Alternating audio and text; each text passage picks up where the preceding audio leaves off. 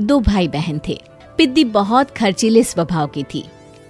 वो जितना कमाती अपने ऐशो आराम में पैसे उड़ा दिया करती। लेकिन किशोर समझदार था, घर को साथ लेकर चलना जानता था। अपनी बहन के जितना कमाता तो नहीं था, लेकिन फिर भी वो किसी तरह घर का खर्च चला लेता था। एक दिन पिद्दी किशोर से कहती है, किशोर, तुम थोड़ा ज्यादा क्यों नहीं कमाते? मेरे दोस्त रोज मेरा मजाक उड़ाते हैं। अरे बहन, मैं कोशिश तो कर रहा हूँ। अच्छा सुनो, अगले महीने रक्षाबंधन है, मुझे सोने का हार चाहिए, इससे कम कुछ भी ना लूंगी। अरे दिला दूंगा बहन। किशोर को पूरी रात नींद नहीं आती। उसके दिमाग में बस ये चल रहा था कि उसकी माली हालत इतनी बिगड़ चुकी है, अब वो सोने का हार कहाँ से लाएगा। अगले दिन किशोर सुबह सुबह घर से ये बोलकर निकल गया कि पिद्दी, मैं गांव से बाहर जा रहा हूँ, कुछ दिन घर नहीं आऊंगा। किशोर ने अपने काम के साथ साथ फेरी में कपड़े बेचने भी शुरू कर दिए, जिससे वो ज्यादा से ज्यादा पैसे कमा सके। रात में वो एक बिल्डिंग की चौकीदारी भी करने लगा। अपने काम से थोड़ा बहुत समय निकालकर बस कुछ घंटे की नींद ले पाता था। और कब वो कुछ दिन एक महीने में बदल गए और रक्षाबंधन भी आ गया, पता ही नहीं चला। लेकिन किशोर अभी तक घर वापस नहीं लौटा। जहां वो काम करता था, पिद्दी के नाम का गुल्लक रखा हुआ था। किशोर ने उस गुल्लक को फोड़ा और सारे पैसे इकट्ठा करके एक सोने का हार खरीद लिया। घर में पिद्दी किशोर का इंतजार कर रही थी। तभी किशोर आता है। कहाँ चले गए थे? 4 दिन का कहा था और 1 महीने से पता नहीं कहाँ गायब हो गए थे। मैंने बस एक हार मांगा था और तुमने तो घर ही छोड़ दिया। अरे मुझे थोड़ा काम मिल गया था। कुछ नहीं, सब समझती हूँ, बहाने थे तुम्हारे। अपनी बहन के लिए इतना भी नहीं कर सकते, कैसे भाई हो? चलो यहाँ बैठो, राखी बांधती हूँ। पिद्दी ने किशोर को राखी बांधी। वैसे ही किशोर ने अपनी बहन के हाथ में सोने का हार रख दिया। उसकी खुशी का कोई ठिकाना नहीं था। वो मिठाई खिलाए बिना ही नेकलेस लेकर चली गई और शीशे के सामने अपने गले में हार रखकर देखने लगी।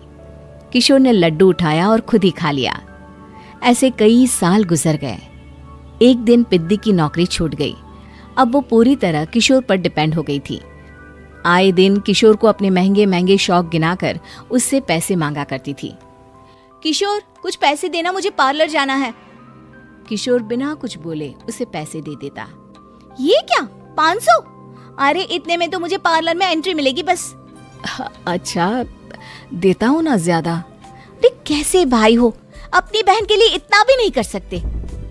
किशोर ने जेब से 2000 का नोट निकाला और उसे दे दिया। किशोर गरीबी में रह लेता था, लेकिन अपनी बहन को कभी कोई कमी नहीं होने देता था। बेटा, पिद्दी तुम्हारी बहन है, उसे कभी किसी चीज की कमी मत होने देना और उसका ध्यान रखना, क्योंकि भाई का फर्ज होता है अपनी बहन का ध्यान रखना। किशोर ने माँ की कही ये बात हमेशा के लिए याद कर ली थी। शायद माँ की इसी बात की वजह से किशोर पिद्दी की हर जिद पूरी करता चला आ रहा था। किशोर, आज मैं अपने दोस्तों के साथ पार्टी करने जा रही हूँ, मुझे कुछ पैसे दो ना। किशोर पिद्दी को समझाता है, लेकिन पिद्दी नाराज होकर चली गई और अपने कमरे में सुबक सुबक कर रोने लगी। किशोर अपनी जेब से कुछ पैसे निकालता है और पिद्दी को दे देता है। किशोर खुद कभी अच्छे कपड़े नहीं पहनता, लेकिन पिद्दी को राजकुमारी की तरह रखता। पिद्दी के जाने के बाद किशोर अपने काम पर निकल गया। एक तरफ पिद्दी अपने दोस्तों के साथ मस्ती कर रही थी, तो वहीं दूसरी तरफ किशोर पैसे कमाने के लिए कड़ी मेहनत कर रहा था। कुछ और दिन ऐसे ही बीत गए।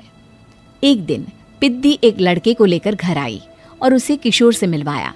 किशोर, मुझे इस लड़के से शादी करनी है, लेकिन इनके मम्मी पापा बोल रहे हैं कि उनको दहेज में एक कार चाहिए, तभी वो मेरा और पंकज का रिश्ता कबूल करेंगे। लेकिन बहन, कार खरीदना कोई सब्जी खरीदने के बराबर तो नहीं है। अरे कैसे भाई हो तुम, अपनी बहन के लिए इतना नहीं कर सकते? देखो, मैं ज्यादा इंतजार नहीं कर सकती, तुम्हें 1 साल में मेरे लिए कार खरीदनी ही होगी। अच्छा पंकज, एक काम करो, कल तुम अपने माता पिता को घर बुला लो, मैं उनसे तुम्हारे और पिद्दी के रिश्ते की बात कर लेता हूँ। अगले दिन किशोर के छोटे से घर में पंकज और उसके माता पिता आते हैं। बेटा, तुम्हारी बहन ने हमारी शर्त तो बता ही दी होगी। जी, बेटा तुम तो इतने छोटे घर में रहते हो, दहेज कहाँ से लाओगे? मैं अपनी बहन की खुशी के लिए सब कुछ कर सकता हूँ। पंकज और पिद्दी का रिश्ता तय हो जाता है।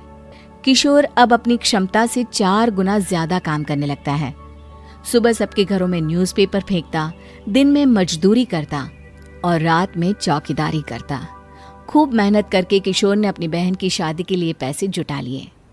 उसने अपनी बहन के लिए कार खरीद ली। जब वो पिद्दी के ससुराल वालों से मिलने गया तो उन्होंने किशोर से और पैसों की मांग की। इस बार किशोर हार चुका था।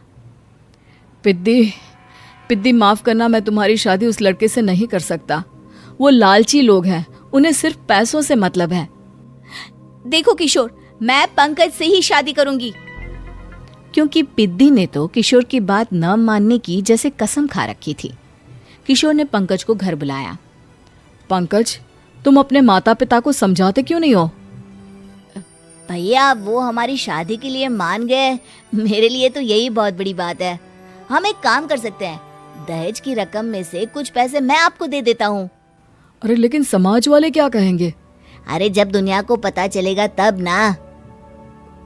अच्छा, कुछ पैसे मैं अपने मालिक से कर्ज में ले लेता हूँ।